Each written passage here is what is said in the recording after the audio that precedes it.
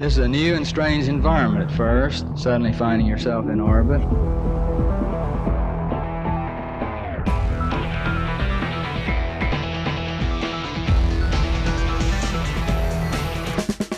I'm Neville Andrew Mera, and this is Never Normal, a show about breaking free from the boring default plan and living life on your terms instead.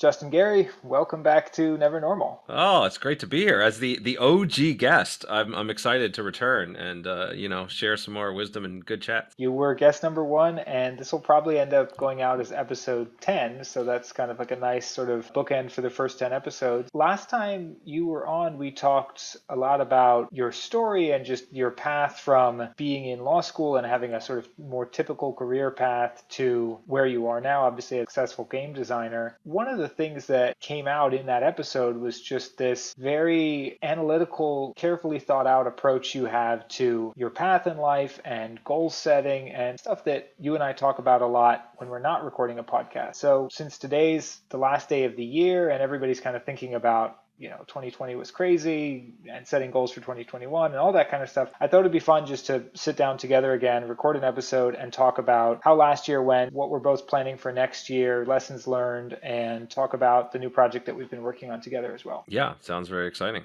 I'm looking forward to it. Let's start with 2020. Obviously, this has been a crazy year because of the pandemic, and Oh, there was a pandemic?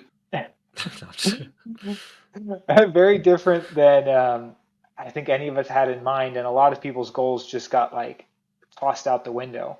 Just in general, how much of your process is at this time of year, kind of like thinking about goal setting? How much of it is do you start with a past year review? I do. My reviews used to be a lot more detailed. I keep a journal, and I would go through every entry of the journal as well as my goals from the previous year and kind of, analyze all of that and sort of take the sort of best lessons and notes out of everything.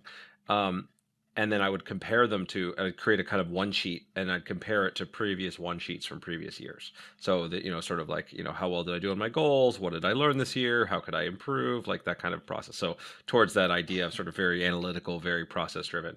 Over time, I have shrunk that process down because I found it was a little bit cumbersome and it wasn't as necessary for me. So I think that can be a great way to start if you are an analytical person, if you're just kind of starting out more in life, you're not really sure what, kind of where you're at. But as you get a little bit more established, and I use more shortcuts. So I do review my goals, and I do think about, what went well, what didn't, and I think about what I want, kind of sort of going forward. But it's a more, it's a process that takes, a few hours instead of a few weeks, which is what it kind of used to be. Yeah, as I'm going through this myself this week, I blocked off this whole week for no client calls, no strategy calls, only talking to you, talking to a couple other friends, doing this podcast, but really spending most of the time just kind of reviewing last year, looking ahead to next year, setting goals, doing that kind of what went well, what didn't. And a couple of things that I'm just sort of thinking through as this process evolves for me. One is and I think for all of us, there are things that in any year, but certainly in this past year, we had on the list. They were goals for 2020 and they didn't get done. In some cases because of the pandemic and everything that happened, but in other cases just because, you just never got to it. Do you automatically just sort of punt those over to next year, kind of like a software backlog, it didn't make it into that sprint, we bring it forward? Or do you say why didn't I do those? How do you, because I'm struggling with some of these where I'm yeah, I thought I was going to do this in 2020. It was out of my control and I didn't. And now I'm does that get grandfathered in, or how do you think about that? Yeah, it's a good question, and it's gonna speak to one of the broader lessons that I've taken and dramatic improvements in my own kind of annual review process. And part of why it's so much faster for me now is that I am now much more aggressive about doing quarterly reviews and monthly reviews and things that allow me to, as things move on, to evaluate in shorter chunks, because what happens for a lot of people, I'm sure plenty of people can relate to this, right? Is you set these goals, and maybe it's the end of December, maybe it's the beginning of January, and you've got these ambitious goals of what you're going to get done that year, and you're very excited about it. And maybe for the first week or two, you're trugging away, you're getting things done, you're going to the gym, you're writing your book, you're whatever it is that you're doing, right? And then, yeah, you things start to trail off, and you things get busy, and work stuff comes up, and you're tired, whatever it is, right? And then those goals don't get reviewed again until this time of year.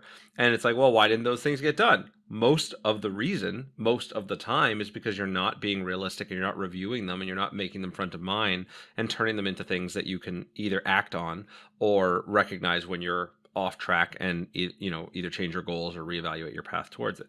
And so when I look back at my goals from January of 2020, they are so far off from what I was able to accomplish this year. Like so far off. I mean, this was going to be my year of traveling. You and I were going to meet up in Spain, and I was going to be traveling around Europe, and literally like obviously all of that stuff fell apart. Um, but because I was able to reevaluate when I look at my goals that I did in March, that was much more realistic. And then, even further so, my goals over the summer as I sort of finally settled in that, like, no, this pandemic's not going away in a couple months. This is going to be around. And I was able to reassess and kind of reshape those goals. So I think that helps a lot when it comes to evaluating what was going on. And to your broader point of, well, does it just mean I kick the can down the road? Which for many of my goals, that most of the time that's what happens, right?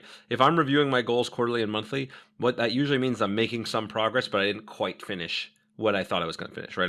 And I think it's okay to be a little overly ambitious.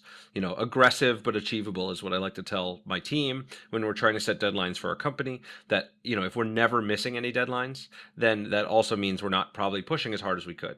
If we're always missing deadlines, then we're not on the right track either. So I've learned to give myself a little bit of a break when I'm missing things, as long as I see that I'm making progress. And an aggressive deadline that's missed by a little bit is going to be way more successful overall than no deadline at all, or these vague far in the future deadlines. So that's the majority of them. And forgive me for a very long answer here, but I think it's important, because then there are other ones that when you see something that keeps getting kicked down the road again and again and again, that's a good cue that maybe this isn't the right goal for you. And maybe and that's where I either like to go very, very big when I reevaluate it, or very, very small. And what I mean by that is that what does this goal mean for me in the long term, right? What are the big things that I'm excited about? How does this fit into my vision for who I want to be and what I want out of my life? And if I can't come up with something compelling there that's really going to drive me, then I got to let it go. Or if it's something where I do think it's something compelling, but I'm not making progress, and I see that over time, then I go very, very small and be like, okay, how do I shrink this down to be something that's like very manageable that I'm sure I can do, and then take that win and try to roll it up into something bigger. Yeah, we talk about that one often. I think that's such an undervalued strategy of just like setting yourself up for quick wins, right? Like breaking something down into, I think one of the examples we used recently was like, I don't know, you want to start saving for retirement. People are like, well, I'm going to try to save like, $10,000 or something, which is great, but it's so far from where they are right now. I'm like, how about make the goal like ask HR for like the form to open a 401k account? Like that's a good one, like because you could just do that right now while you still have the motivation, get like a tiny bit of momentum going towards the goal rather than just like setting it way far out in the future. Yeah, for me, I think there are some of the 2020 things that just didn't get done because of the pandemic, like travel for you. One of those for me was spending more time doing like language immersion and learning Spanish in like a classroom setting. I do like Duolingo and stuff like that, but I really wanted to take advantage of being in Spain and like I'm learning something, but nowhere near my quarter 1 goal was to be like way further on than I was a year into it, and a bunch of other stuff like that. That's kind of like location and being around people dependent. One of the goals that I had in 2020 was actually to launch a course that I've been thinking about, talking about for a long time, but not really actively working on. And this past year was supposed to be the year that I like finally did that. And so in reviewing, and this came up earlier in the year, but really this past week really brought me back to that of like actually having to admit to myself that yes, that was actually a goal this year, right? Because it's so easy to sort of just like push those away once you stop kind of working on them. And part of the benefit of that review is just keeping yourself honest and seeing like, oh yeah, I did say I was going to do that. So yeah, why didn't I? Was it a bad fit? Did I not try? Did something more important come up? And in the case of the course, I think what I realized was that I was really looking for like the last step of a process, the end result. It's like saying, I don't know, I want to win a bodybuilding competition as the goal rather than like I'm going to start going to the gym. And I realized along the way that like there's so much like building an audience and building trust with that audience and figuring out their exact pain points as opposed to just like the last step of like, okay, I created the sort of flashy revenue generating thing at the end of that process. Well, there's a really, really important principle there, which is that very often when people think about goals, all they think about is that like prize at the end, right? They think about being a rock star on stage with screaming fans or having the super fit body or being the kind of person that wrote a book. But you don't think about the process and you don't think about the day-to-day life. And one of the things that is critically important for any kind of long-term project is, in many ways you have to fall in love with the process. You have to find ways to build a system and build an identity around the day-to-day grind of the thing, right? So you talk about an online course. This is a goal we've shared for a while. I actually did launch my online course to teach game design as a beta this year, and we're going to launch it in full. It's one of my goals for first quarter of next year. And it's one of the things I teach people is like the idea of like your game is done is great, but if you don't love that process of iterating, prototyping, testing, getting feedback, going back to the beginning and doing it again, and you don't enjoy that. I'm not saying you enjoy every moment of it. Some of it sucks, I'll be honest. But if you don't learn to be like good with that, you're not going to be as successful as a game designer. If you don't learn to enjoy and get part of your identity of going to the gym and working out every day, or at least whatever, 5 days a week, whatever it is, you're not going to be super fit, right? You're not going to be able to do those things. So the knowing what the day-to-day life of it is and it being something that you can enjoy and create a sustainable habit around is way more important than any specific goal, or any specific thing you're going to do. So the goal can maybe be that carrot at the end of the stick, or as I like to talk about it, the laser pointer for a cat, right? I think that you have the cat can chase around a laser pointer and have tons of fun running around going after it, but there's no there. They're never going to catch it. There's no actual, nothing's there. But it's so I like to think about my goals in the same sort of way. It's great to set them. It's fun to chase them, but don't lose sight of the fact that they're illusory and it's the actual day-to-day life of it that matters. Yeah, I couldn't agree more. And that's like sometimes I think about like what are the when you have like a milestone birthday or something, you think like kind of what are the realizations. I had a kid, as you know, this year. My wife and I had a baby girl, and you just I don't know you certain moments in life just sort of make you think of like take stock of where you are so far and what are all the lessons you've learned and all that kind of stuff. And for me, the one that you just mentioned, I think is probably up there in like the top three sort of like ways that my mind has changed over the years from exactly what you described of just like, you got the poster up on the wall, hey, I want to be that when I grow up with no thought to I want to do the daily grind. It's like I want to walk in a teleporter as who I am today, and I want to walk out the teleporter like holding up the trophy. And I have zero desire to go to the gym, put in the reps, do the writing, whatever it was. Like it's just I used to tell my parents like I'm going to be, a star of these 5 different sports that I enjoyed, and I'm going to accomplish this thing and this thing. But it's like I wasn't practicing any of those things, nor did I have any desire to. I wanted the outcome. Yeah, and I want to like bring this down to earth even more for people because they may be. I can imagine there's some people listening. It's like whatever. I don't like going to the gym. Nobody likes going to the gym, right? Like and to some extent that's true. I didn't like going to the gym when I first started going to the gym either. But this is where like you start to try to train yourself. And when we talk about the idea of like small wins, that's why starting small and saying yeah I did it is a huge success, right? The idea of like, look, for your first starting to work out, like do just the 7-minute routine. Like there's the 7-minute high intensity routine that was popularized. Like do something very smart or go for a walk every day, right? And then reward yourself. Like, and I will literally, as you know, I've been working on like my own little sort of workbook journal, like a gamified journal. I'll put a check mark when I complete my habit, and I award myself points for it. There's plenty of sites like Habit RPG or other fitness trackers, like giving yourself those little rewards for successes helps to build up the joy and the identity and the habit so that it becomes enjoyable. And I'm able to do now way more in my daily workout routine than I ever would have dreamed of doing even 2 years ago, because I started small, I rewarded successes, and I built up the habit over time into something that was enjoyable and fun. And again, you could find the little bits for you, right? If you love swimming, then make swimming your routine. If you like being around people, find a group class, post COVID, to go to go work out in, or find the things that you can, ways to shape your behavior so that it can cultivate the kinds of things that you enjoy. It can cultivate the love of those activities. It doesn't have to be 100% like from the get-go. I love making prototypes. I love writing. You can get to that point, even if you're not necessarily there now. But the focus should be on building that routine and joy and consistency, rather than the yay, I'm a New York Times bestselling author hope. Right.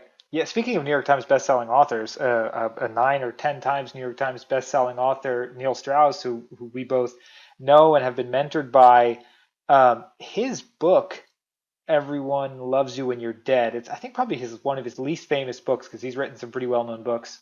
Um, it's probably the one that's impacted me the most for this reason that we're talking about, because he basically interviewed celebrity after celebrity after celebrity. He used to do interview rock stars and musicians for Rolling Stone and the New York Times, and he just every name you can think of in music and Hollywood, he's interviewed them, and he just like kind of excerpted them into the book. And it's funny because like over and over and over again, the lesson is basically, there is, as you said with the laser pointer, there's no there. Like even for the people who are successful, we're talking about it from the sense of like, you're not going to get there, if you don't put in the reps or whatever. But even for the people who reached like the absolute pinnacle of success, the lesson was, there was no like you get to this mountaintop and then you're just like standing on a mountaintop. Like it was just the journey of going. Like there's no like level that you reach where you're now like, I don't have to do the thing anymore. I just, then you become what, like a one-hit wonder in music or something like that. Like that, nobody wants to be that. Well, even if you're not, even when you're super successful, it's, a lot of people for whom they are driven to great success by this, feeling of lack and not enough, and the, sometimes very severe depression. And they think, well, look, if I just get to here, right? If I become super successful, if I'm a number one, bestseller, if I have the, whatever tour, I have the things, then I'll be okay. Then everything will be fine. And then that's when you have a lot of high profile, drug addicts and suicides and things like that, even from the what everyone else would aspire to be, the most successful, best you could possibly do, top of the world, this is it. And that's not going to be the thing that fulfills you. And that's where the deeper lesson, of all of this stuff is like, self-worth and love and acceptance are never out there.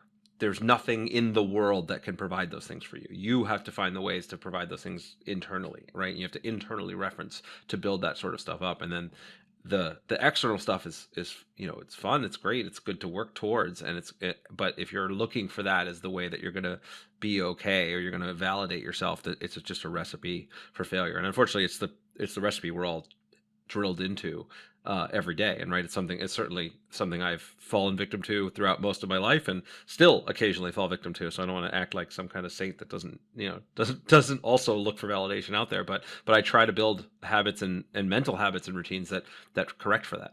Yeah, I mean, I would go as far to say as that's, if there's a meaning of life or a purpose of life or something, I think the process of discovering that, and not just intellectually, like the lesson that you just described, but actually like internalizing that. I think if you look at, most religions and certainly a lot of philosophy, it just comes down to different versions of what you're describing, right? Of like losing this attachment to all this external stuff, whether it's what people think about you or possessions or any of it. Not to say that it's bad, but just that if you think that that's the purpose, is to gather all of that stuff rather than like who you are inside, then you're just going to keep suffering and struggling. There's no end to it. There's no enough. Right. Yeah, that's right. And yeah, if you look at the teachings of whether it's Buddhism or Stoicism, and a lot of these very like long-term successful philosophies, that they echo this exact sentiment. And it's not like the life changes, right? There's one of the Zen Koans, before enlightenment, chop wood, carry water. After enlightenment, chop wood, carry water. Right? It's not that your life changes. You still do the same things. It's just you have a different attitude and approach towards it where you're able to be at peace. And so one of the things, you obviously you had a kid, it's one of the huge moment where sort of you rethink your priorities and where you're at in life, and reevaluate stuff. I turned 40 this year, sort of another one of those sort of milestones, like, okay, what am I at, how do I feel about this, what's the next phase of my life look like? And there's various kind of mantras and core lessons that I've picked up over the years that I keep trying to remind myself, and my version of this is sort of like, I'm content no matter what I have, and always working towards exciting and meaningful goals. Right? Like the achieving of the goals is not what's important. That things, wherever I am in life, I'm going to, find my gratitude and contentment, but that doesn't mean I'm not going to be fired up about doing things that I want to get done, and things that I find meaningful. And then that'll change from time to time. When we talk about this idea of annual review, or decade review, and or quarterly review, right? Wherever you're at, the way I find that there's this sort of rhythm to life, right? There's some times where you've got a plan, you're on a path, you're kind of steady as she goes, and you're looking to like just optimize and improve. And there's other times where you are completely lost, right? They call it a midlife crisis or whatever. But I think realistically, every 5 to 10 years, everybody I think goes through something like this, where you've changed a lot. Maybe you've accomplished the things you set out to accomplish. Maybe you're on that path and it doesn't feel fulfilling to you anymore. And there's this period of struggle. There's this period of uncertainty. And for a lot of people, they take it that causes a lot of suffering.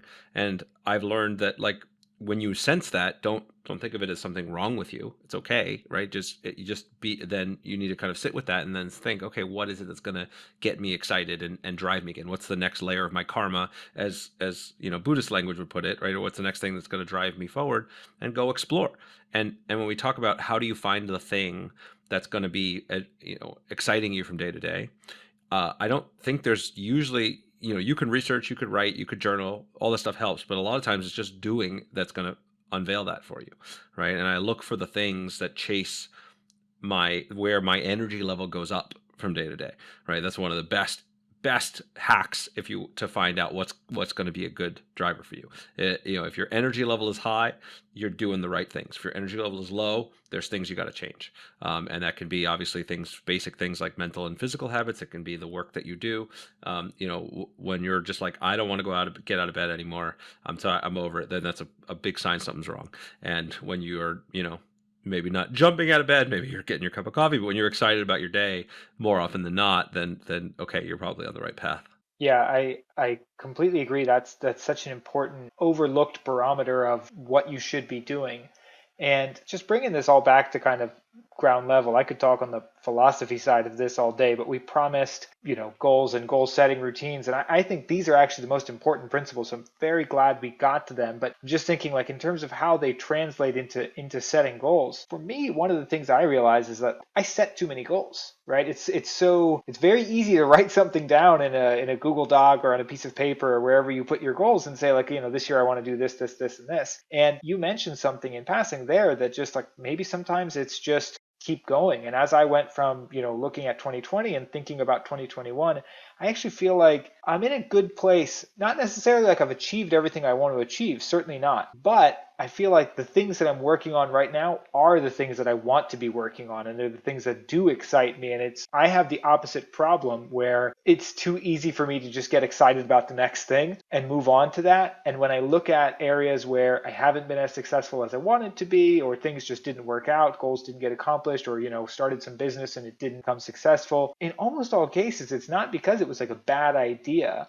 It's really, and I tell people, oh yeah, it didn't work out, it wasn't a good idea, it's a bad concept, we moved on to something else. But really, I find that other people were successful with the same thing, and the difference is they just stuck with it. Whereas I got distracted, the first time it didn't look great, or got a little boring or whatever. I just allowed myself to find some new shiny object. So for me, a lot of when I looked at my 2020 review and I looked at 2021, a lot of what I was doing was just basically like not adding new stuff, but trimming stuff that I said I was important in 2020. But now when I look back, I'm like, those aren't the things that are going to move the needle, and just trimming that list down. Yeah, and again, I think this. I want to get concrete with it, but also also a little bit philosophical, because I think this depends on where you're at in your life. Again, like, if you're in this period where I don't know what I want, I'm not like you're young and trying things out, or you're in one of these kind of wandering periods, then I do think it's reasonable do a lot, right? Just say yes to everything, kind of try stuff and find something that's going to get you excited. But when you have things that you're already excited about, or you're already successful, right? I mean, I look back, when I do reviews, like, I'm living my dream life of 5 years ago. Like I'm well beyond what I was imagining I was going to be able to do. So fantastic. But then I have new aspirations, but also, yeah, mostly I need to be doing less, right? And so one of the principles that I've adopted for this is the rule of three, which is something I've picked up from Chris Bailey originally, in the Productivity Project, and got a chance to talk with him a bit. And it's just basically a tool for focusing, and like it sounds like, you should be having no more than three priorities. And the thing I love about the rule of three, and as I've like adopted it in my life, and is it scales to every level, right? I have three goals every day. I have three goals every week. I have three goals every month. I have three primary goals for the year. Now, the scope of what those goals are and the focus area, for each year, it's like three areas of focus more practically. But it really helps me to dial in. It's not that there's not more than three things you want to get done. There always are. I always have a long list of stuff. But knowing that these are your priorities, they're the things that come first, is so powerful to be able to just zero in on what really matters. And so I cannot recommend this rule strongly enough, because it's so practical, so simple, so implementable, and it does so much. And I do the same thing in my company with my teams. Everybody reports their three goals. We have like three priorities for the week for the team.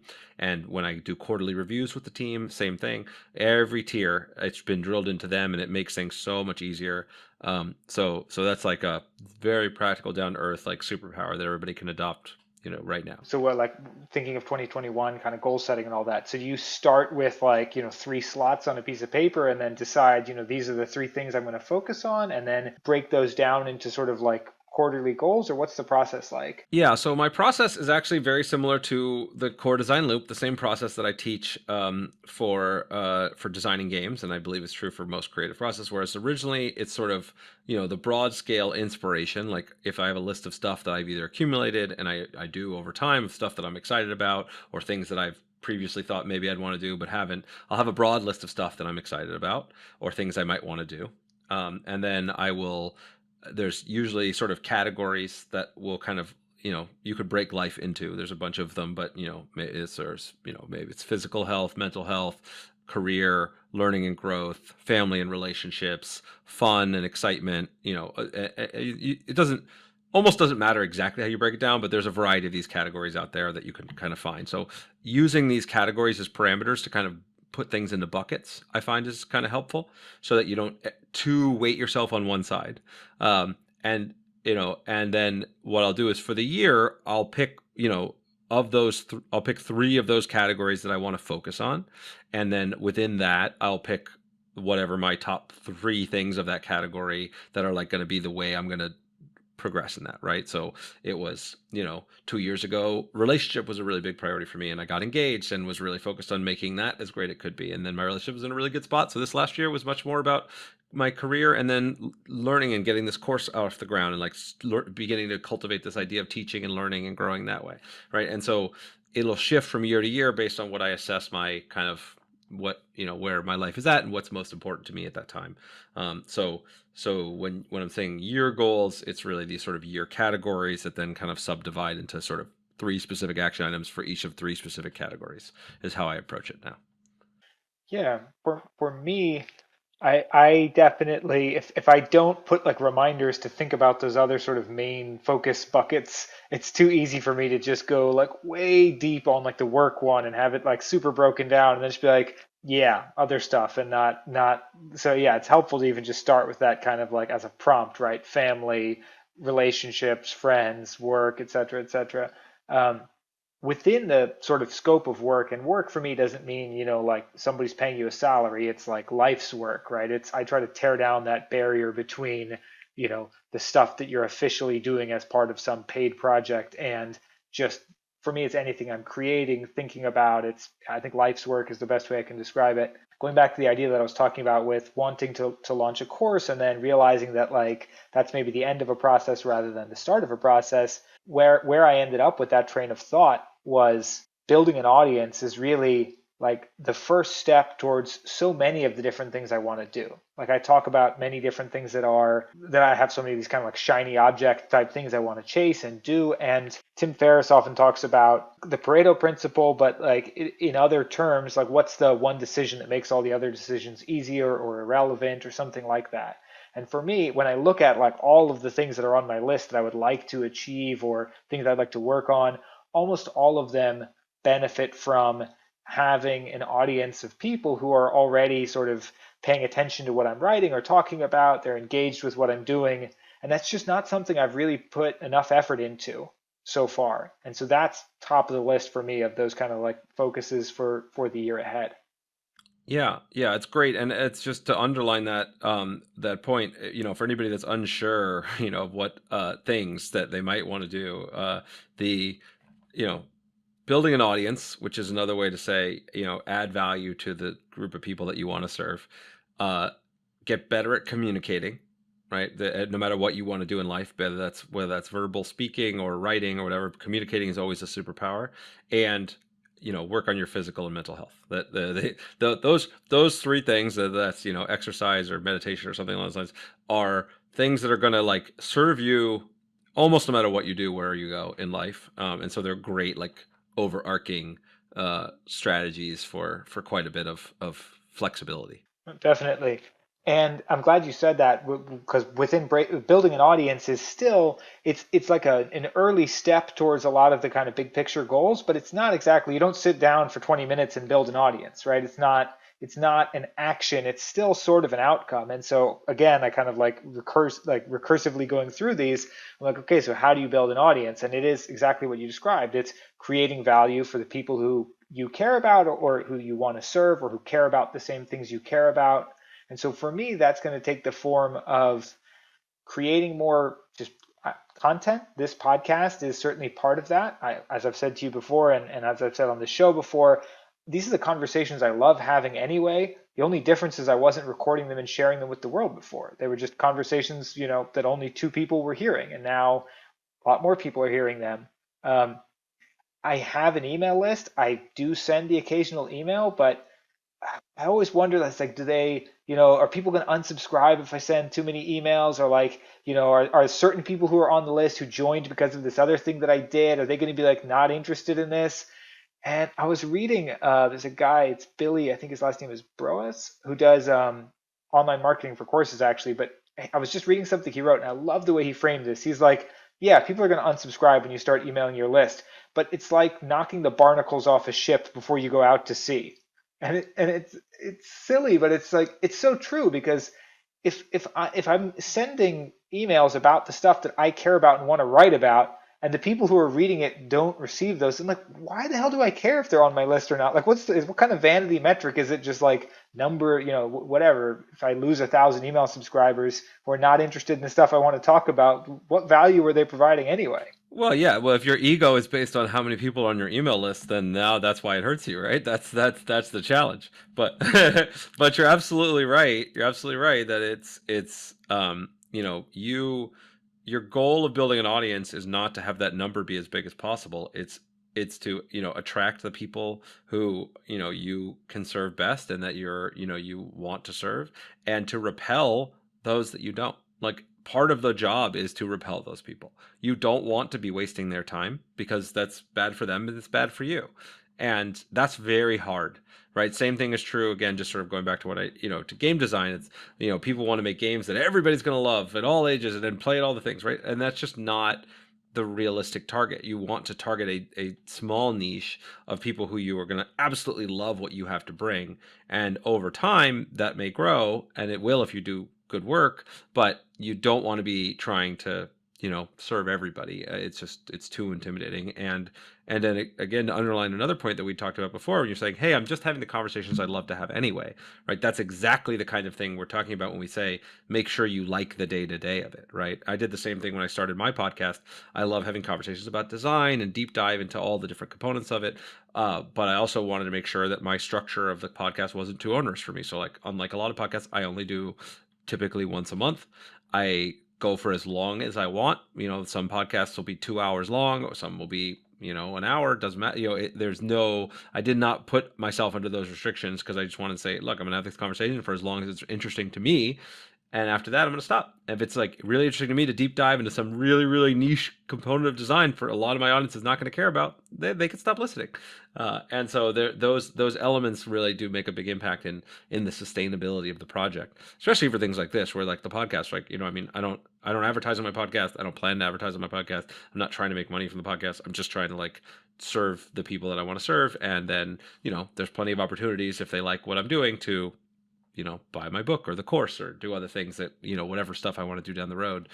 There's value to the audience to me, of course, but that's not the primary concern. It can't be, I think, if you're going to make something that's sustainable and useful. Yes, and two things from that I'd love to just sort of like highlight. One is that, well, yeah, when you're creating a podcast or doing any of these things and you do have an audience already and people do like it almost it's not a trap, but there's like this idea of, well, should I create this other thing that's a little bit different? Obviously, musicians go through this all the time. The new album doesn't sound like the old album, and the thing is, there's so much content out there now. Like I've heard this referred to as like the Netflix strategy, where it's like Netflix doesn't worry about if every single member is going to like every single show that they put out. They just put so much stuff out there that they know that if you have any enjoyment of like video whatsoever, like if you have a pulse, you can probably log into Netflix and find something that you're going to enjoy watching.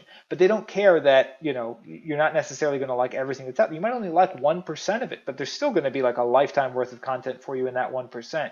And that makes sense for Netflix, but I think as an individual creator, there's still that still sort of rings true. Like you shouldn't put out garbage, but at the same time, if you want to deep dive into something that most of your audience isn't going to be interested in, the few people who are going to be interested in that are still going to love it, and why not do it? Yeah. This is where things get more complicated the bigger your audience gets and the more established your identity is in the public sphere. Because I agree with you, but it becomes emotionally harder as you get more people that are sort of following and that are going to complain. Like I am, and I'm working to relaunch a popular game that I had that went out of print, and I'm going to relaunch it in a way that's like different, that's more, I think, better and more interesting to me, but I know it's going to be different, and the people who want exactly what they had before are going to get mad at me, right? And absolutely, I know I'm going to get hate mail. I know I'm going to get flamed on social, various social channels, and I've gotten used to that over time because I know that that's just part of this job. And if you have tons of people that are upset with you about stuff, in some ways that's a compliment, because the alternative is dead silence. And I remember those parts of my career too, right? That's the worst. And so what I recommend for this sort of stuff is, one, be true to yourself, right? And if you're talking about things that you're interested in and you're creating projects that you're excited about and you're putting things out there, then for sure there are plenty of people out in the world who are going to have a pretty good overlap with your subset. And you want to find those people. They don't have to have 100% overlap, right? The Tim Ferriss podcast, one of the most popular podcasts in the world, I listen to it pretty regularly, but like less than half of them are things I really like. But those are so good and that I really get a lot of value out of, that I'm more than happy to kind of just sift through some of the stuff that's not there and just skip an episode here and there. And I'm still going to continue to follow that and still have a huge amount of goodwill towards him, such that if he's launching a book or a paid thing or has some ask of his audience, like I'm still there and happy to be a part of that. And so you could kind of find that balance of what are your main circles of interest and what is the, general categories of the people that you want to serve, and, pick projects within there. If you're going to make huge jumps away, right? If I wanted to start talking about, I don't know, pet collecting or something, I don't know, something that's very off from anything that I'm doing right now, I might think more clearly about rebranding or doing a project that's like very clearly signaling like, hey, this is going to be very different. If you're not into, baby alligators, don't listen. But I think that's just a communication strategy rather than a content strategy. I think if you're excited about it enough to kind of do it, then do it. Yeah, and so I actually, in going back to goal setting, in setting goals, I actually have two different goals that sound almost the same, but at least for me personally, and that's all that really matters, they mean two different things. And one is to create value, going back to this idea of building an audience. So it's creating value, and that's something that's it's more of that sort of like iterate and measure, put things out there. I have a very specific niche in mind. I know in general what they want. I think I know how to give it to them, but it's the kind of thing where, like, create, test a little bit, give it to people, put it in front of them, see if they like it, make something better, and really keep like refining that. And that's on the create value side.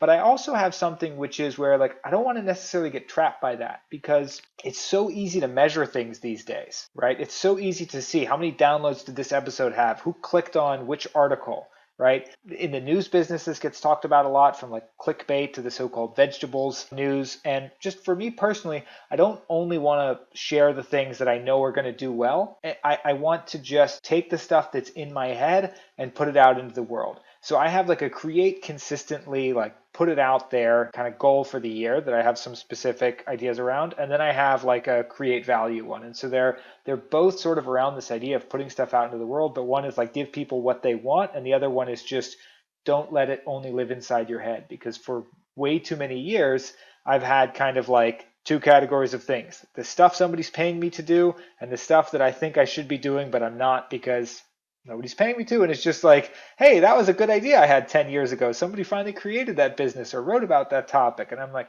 not anymore. I'm putting it all out there. Yeah, I think that well, there's multiple layers to that. The general treating the things that you're not getting paid for as as important or more important than the things you are getting paid for, especially if you're not happy doing the things that you're getting paid for. Also, and this is something that has been driven home for me again and again and again. It was true when wrote my book and the podcast and the course and all the other conversations we have.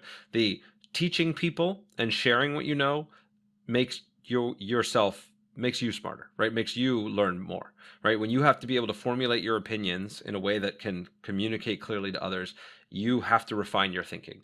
And you also, when you're able to have sort of conversations, or when I teach the course, I could see people's lessons, when they land, when they don't, what things need to be improved, where like their process actually differed a little bit from what I was recommending, and actually that's a better way to teach it, and that's a better way to do it. Or I learned from a podcast guest or a conversation like this. Like that continually improves you. And so there is so much value of sharing what you know, even if somebody listening or whatever, you don't feel like you're an expert, or you don't feel like you have the authority to do this. This is so common, the kind of imposter syndrome problem. And it's something that even where I'm at in my career now, I still face from time to time, or when I want to add value in a different area, right? You and I have talked about this, and I'm sure we're going to transition to it shortly. That we love the idea of like asking these important questions, and the value of wrestling with those questions is so critical. It's so much better than reading passively or watching some video or even listening to this podcast. The difference of you actively asking the question to yourself and being able to wrestle with it and is the way that you learn and implement more powerfully than anything else that I have experienced in my own life. And then to be able to sort of share that sort of stuff and force you to actively engage with the work is so critical. Speaking of those questions, we are going to come to them.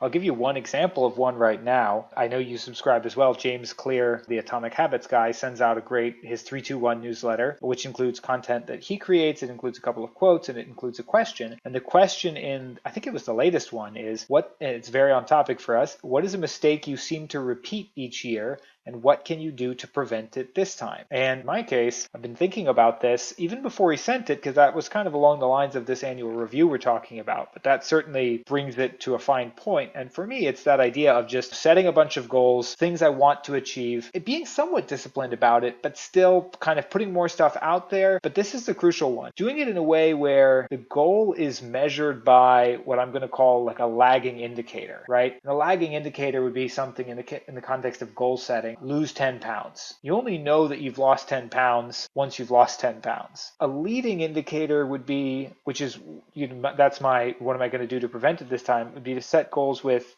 a leading indicator. And in the case of something like, say, weight loss, that would be something like, go to the gym every day, or, run every morning, or eat a certain way, or whatever tactic that you're using. It's not just measuring the final end result of like what happens after you've done it a certain number of times. It's the thing that you can measure as you're doing it to make sure that you're on track. Like you talked about the quarterly reviews. And so I'm kind of breaking them down even further into just like things like send at least one email every week. Within each of my goals, I'm using a framework that Anne Lohr from Ness Labs, I'll link to this in the show notes. as she calls it, her PACT framework, as opposed to SMART goals, which are kind of like the right specific, measurable, and so on, typical goals that we set. I think you could still set a SMART goal this way, but generally they're still focused on like this thing that you're trying to achieve down the road, as opposed to like a continuous process that you're doing to get there. So for me, my answer to the James Clear question is I'm setting my goals in a way that they are like day-to-day habits and activities rather than just like some, by this time next year I hope I will have achieved. I think that's great. Another way to come at that, I think, is a fun exercise to go through is write down your ideal day. Right, not your ideal like vacation, I'm drinking margaritas on a beach kind of day, but like your ideal like productive, normal like work day that you're going to build your life around, and knowing what those habits are and what that day looks like, and then compare it to your actual day. Okay, what are things I can do to sort of move me more in that direction? And that's sort of my answer to that question, to the what's the biggest mistake I do, is like I know what my ideal day is. Occasionally I have those ideal days and I'm super productive, setting aside time for like just writing and creativity and like not touching email for till afternoon. But it's so hard. I continually fall short and, will fall down those rabbit holes faster and earlier than I want to. And so it's, again, just trying to sort of reinforce those, even though I know for sure that my life is better and my work is better when I do it the other way, I still fall into those traps. But being able to have that ideal to work towards, I think, is at least really, really important. Because if you are, your life is made up of those days, and if your days are great, then your life is great, full stop. And if your days are not great, your life is not great. So there's no better metric to measure yourself by.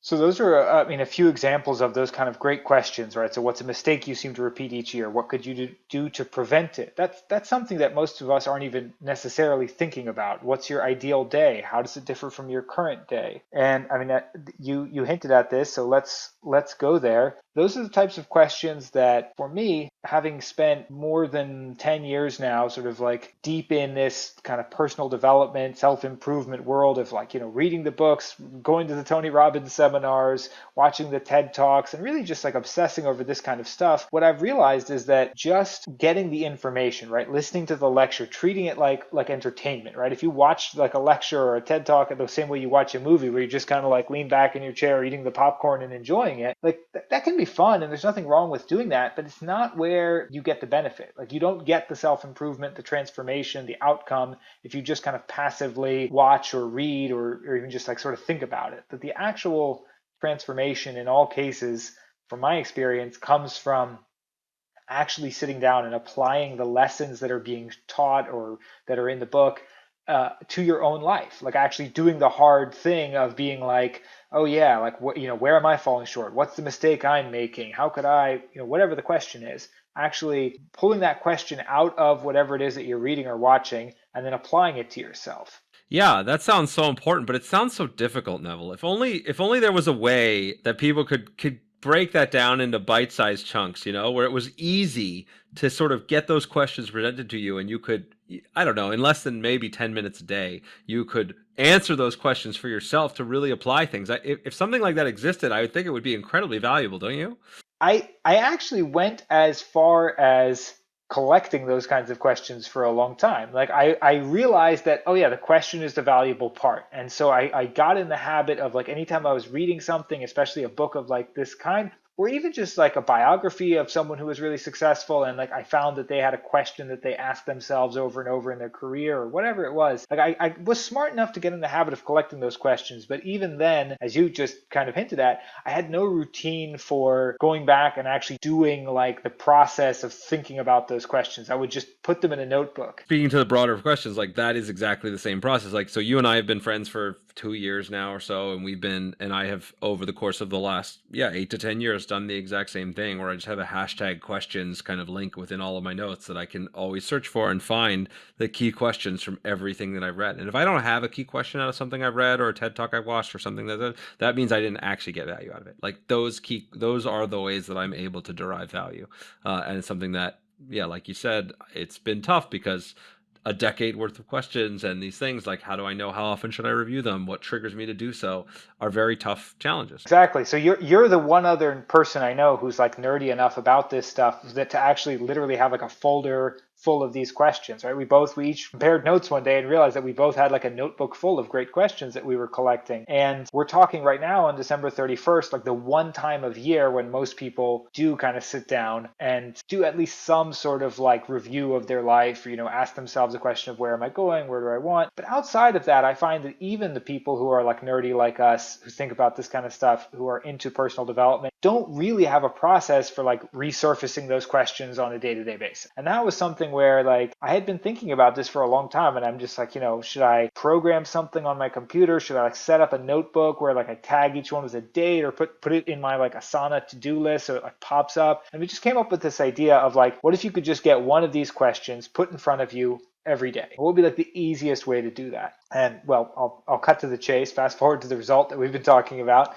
So together we created a thing called Quality Questions, and it's for right now as simple as possible. We kept it really easy, and it's just you go to a website, you sign up, you put in your email address, and every day you get one of these questions sent to you as like a prompt with a little bit of like context to explain, how the question, why it matters, or how to think about it. And it's just a few minutes a day. You can actually get one question a day and apply these lessons to your own life on a regular basis, rather than, as we said, once a year or never that most people do. Yeah, that's right. And I think that, you and I have been working on this for at least 6 months now, I think, to get this thing put together.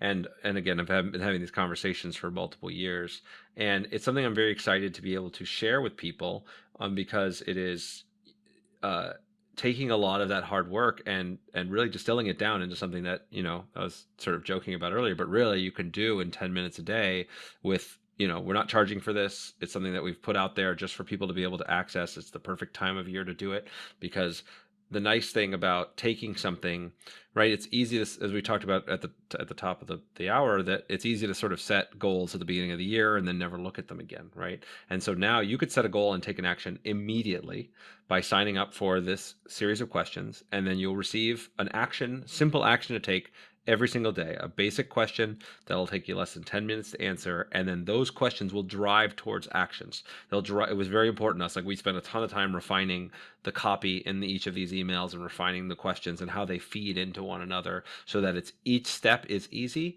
and is like a win that you can get, and then they turn into real changes in life. And I think, we started off with the questions like, what's going to give you the most energy? How do you incorporate that in your life? These kind of exact principles that we've been talking about here and that we talk about all the time, to really break it down in a way that people can access. And so I'm very excited. It's something that I'm glad we got it done just in time for this magical end of year date. And I hope people get value out of it. Again, we talked tying it back into other things, right? The goal of like, adding value to the people that you want to serve. And I think if people out there that are, kind of nerdy like us and love this idea of self-improvement and have spent a lot of time reading these books, or wishing they were reading these books because they don't have the time, this is the perfect thing for you guys, and for those out there that do try it. Let us know what you think too, right? I mean, that this is our goal too. We want to be able to serve people better, and I think that there's an awesome core here that will serve people, but we also have tons of ideas on how to improve it and make it better. And that's going to be one of, it's one of my goals for 2021, is to really be able to serve people on that level, right? To be able to really help and teach and inspire millions of people. And so this is one small little piece of that, that I'm really proud we were able to make together. Yeah, likewise. Just to close it out. So the service is called Quality Questions, based on this idea of these high quality questions we've been collecting. It's qualityquestions.co, not .com is the domain. We'll obviously link to it in the show notes. And there's a very strategic reason why it's qualityquestions.co and not .com.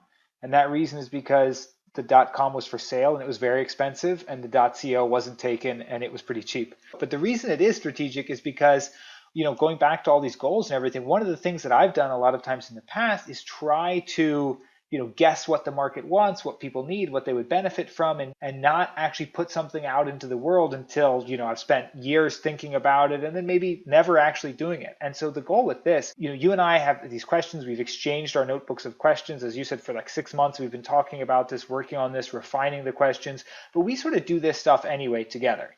And by putting this out into the world, what we're trying to do is say, we believe this is very valuable. We both already have this process, but we want to share the process with the world. And when you do that, there are a lot of other decisions and ideas that come up. So rather than spend, 10 years building an app and building what we think might be the perfect version of this, we put together the simplest thing that we can put out and share with the world. And now the goal is to let people sign up for that, get as many people using it as we can in a short time. And it's 14 days. I think we should mention the initial round of questions. It's 14 questions that were specifically chosen so that they're not just like some random question. As you said, they go together, they feed from one to another. And at the end of the 14 days, what we're really hoping to have is feedback. Was this useful? Are the questions the type of questions that people do find helpful? Are there more of a certain type of question? So really, we actually want people to engage with it and then also give us feedback. And we'll have like a prompt for that at the end of the 14 questions. Yeah, that's right. And so the we believe this will add value to you. If you think this is the kind of thing that will, then sign up. And if you want, this is something that you want to see more of or changes to, also please share it with other people, right? The more people that we see that are interested in this, the more that it justifies us working on it more. There's tons of cool, not only additional questions and areas of focus, but also tons of extra features. As a game designer, I'm very prompted to sort of give rewards and incentives and things that kind of can help you even further get into this and get that positive reinforcement loop for doing these things and putting the questions and the answers into action. So I think that it's valuable, just as it is, but I think it can be so much more. And the people who are the ones that first sign up are going to be the ones that help dictate that, because we will take direct feedback from you, and you can watch, even not just as as sort of someone who's going to get value out of it directly, but you can actually see the process go along. If you're the kind of person out there that wants to think about starting your own business or launching a product or creating something, like, you can see this live. And I'm sure Neville and I will come back on the podcast, in a few months, and we can report back on what happened with this experiment and what's next and how it's working. So you can kind of see that go and be a part of that process too. Yeah, I'm so glad you said that. I like how I've invited myself back to your podcast again. So I hope that's Yeah, okay. absolutely.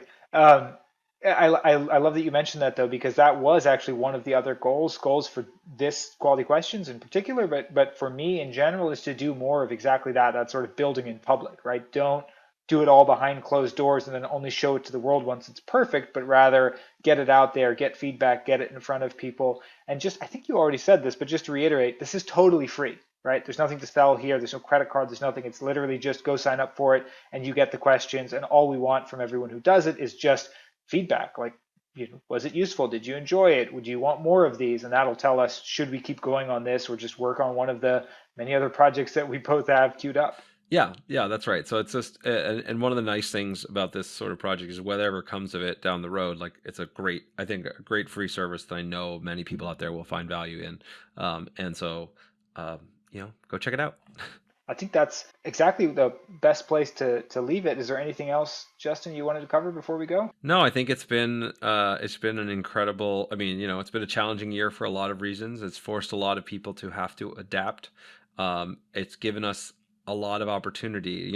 It's cliched to bash 2020 right now, right? Obviously, there were tons of bad things and difficult challenges that came with it, but I think it's worthwhile, in addition to looking at the mistakes of the past and the things that went wrong and the things that you need to get done and haven't done yet and that you want to do, spend some time in gratitude. Spend some time being appreciative for the things that you do have. And I know that this pandemic has made me appreciate my family and friends more, and appreciate the things and that I have more.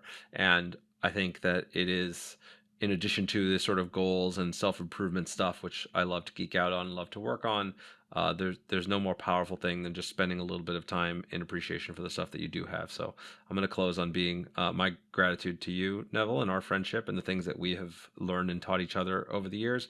And for everybody else that's out there, that is on the same path, we are all on this path together, and it's a wonderful thing to do, even as you stumble and wander around in the dark trying to figure out your way.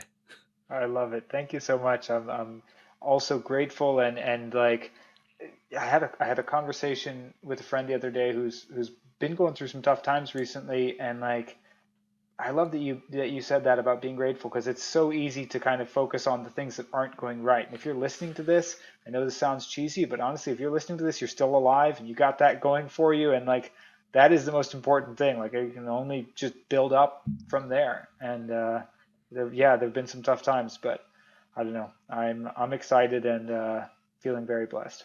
Me too. Happy New Year to all. Happy New Year.